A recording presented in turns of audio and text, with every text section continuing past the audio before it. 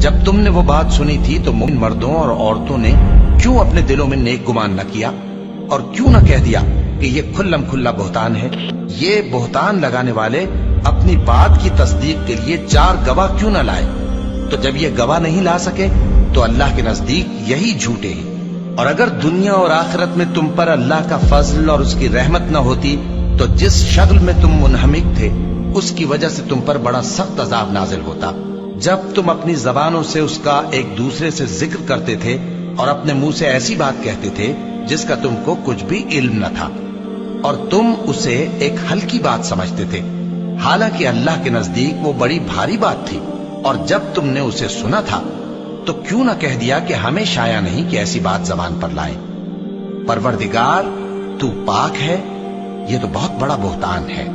اللہ تمہیں نصیحت کرتا ہے کہ اگر مومن ہو تو پھر کبھی ایسا کام نہ کرنا، اور اللہ تمہارے سمجھانے کے لیے اپنی آیتیں کھول کھول کر بیان فرماتا ہے، اور اللہ جاننے والا ہے، حکمت والا ہے۔ جو لوگ اس بات کو پسند کرتے ہیں کہ مومنوں میں بے حیائی یعنی تہمت بدکاری کی خبر پھیلے، ان کو دنیا اور آخرت میں دکھ دینے والا عذاب ہوگا، اور اللہ جانتا ہے اور تم نہیں جانتے۔ اور اگر تم پر اللہ کا فضل اور اس کی رحمت نہ ہوتی تو کیا کچھ نہ ہوتا، مگر وہ کریم ہے، اور یہ کہ اللہ نہایت مہربان ہے، رحیم ہے۔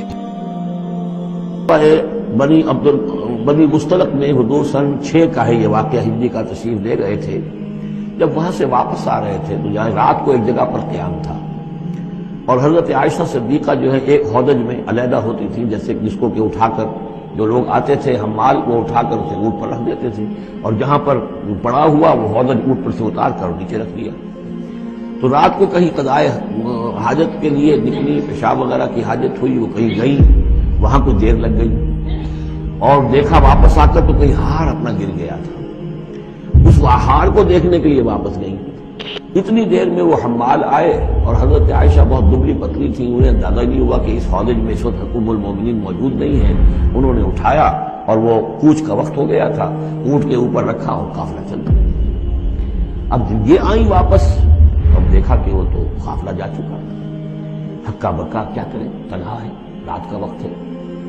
اس وقت انہوں نے بڑی عقل مندی سے کام لیا کہ اب اگر میں قافلے کے پیچھے دوڑی چلی تو پتہ نہیں میں کسی غلط راستے پر مڑ جاؤں، اور پھر وہ تلاش بھی نہیں کر سکیں گے مجھے، تو بہتر یہ کہ میں یہیں پر بیٹھی رہوں، تاکہ انہیں جب بھی خیال ہوگا کہ اس ہودج کے اندر جو ہے ام المومنین عائشہ صدیقہ موجود نہیں ہے تو وہ تلاش میں پھر یہیں آئیں گے۔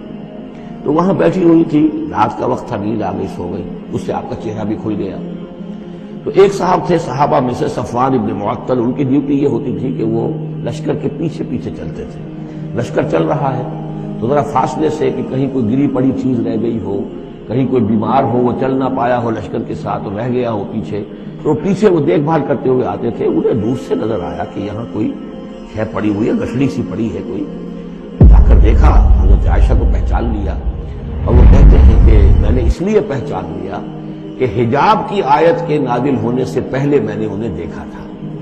حجاب کی آیت نازل ہوئی ہے سورہ احزاب میں، سورہ احزاب 1 سال پہلے نازل ہو چکی ہے۔ تو جب تک حجاب کی آیت نہیں آئی تھی، ظاہر بات ہے کہ وہاں پردہ نہیں تھا، کوئی نقاب نہیں اوڑھتی تھی خواتین، اور نہ امہات المومنین، لہذا پہچانتے تھے۔ تو وہ چونکہ چہرہ کھلا ہوا تھا ام المومنین کا، تو انہوں نے کہا انا للہ و انا الیہ راجعون، یہ الفاظ جو کہے تو حضرت عائشہ کی آنکھ کھل گئی، اور وہ پھر اٹھ کر بیٹھی، انہوں نے اپنا کپڑا درست کیا۔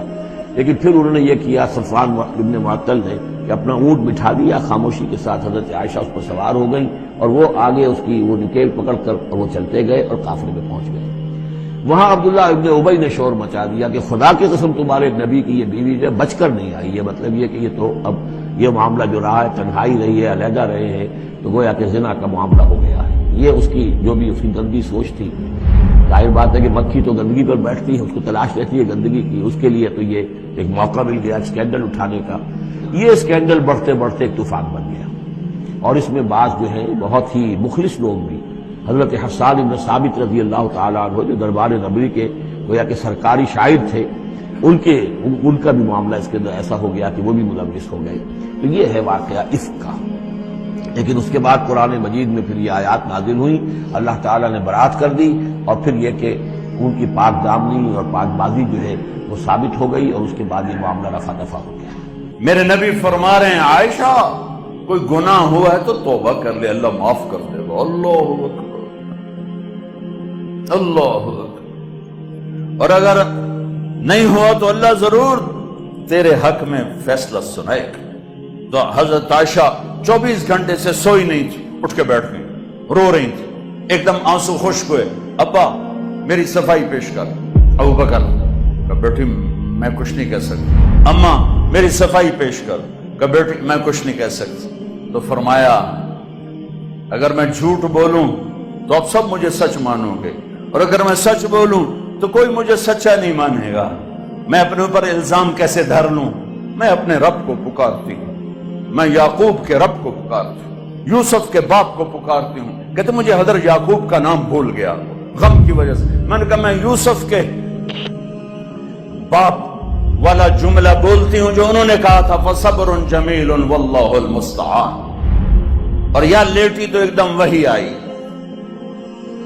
اب 1 مہینے کے بعد وحی آئی، اور حضرت عائشہ فرماتی میں تو مطمئن تھی کہ جو بھی آئے گا میرے حق میں آئے گا، لیکن مجھے یہ نہیں پتا تھا کہ میرے حق میں قرآن ہی آ جائے گا۔ مجھے تھا کہ جبریل آ کر کہہ دے گا سب غلط ہے، اور میرے باپ ایسے کانپ رہے تھے اور میری ماں ایسے کانپ رہی تھی۔ میں قربان جاؤں صدیق کے صبر پر۔ فرشتوں سے معصوم بیٹی پہ الزام لگا، ایک دفعہ جا کے دربار رسالت میں نہیں کہا یا رسول اللہ یہ کیا ہو رہا ہے، پورے مہینے میں ایک جملہ بولا، ایک سبحان اللہ، یہ کام تو کبھی کفر میں نہ کیا، آج ایمان کے بعد ہماری عزتوں پہ داغ لگایا جا رہا ہے۔ جب وہی ختم ہوئی تو اللہ کے نبی مسکرائے کہا عائشہ مبارک ہو، اللہ خود تیرے لیے گواہ بن کے آ گیا۔ تو حضرت ام رومان نے کہا بیٹی اٹھو اللہ کے نبی کا شکر ادا کرو۔ تو فرمایا نہیں، میں اس کا شکر ادا کروں گی جو میرا گواہ بن کے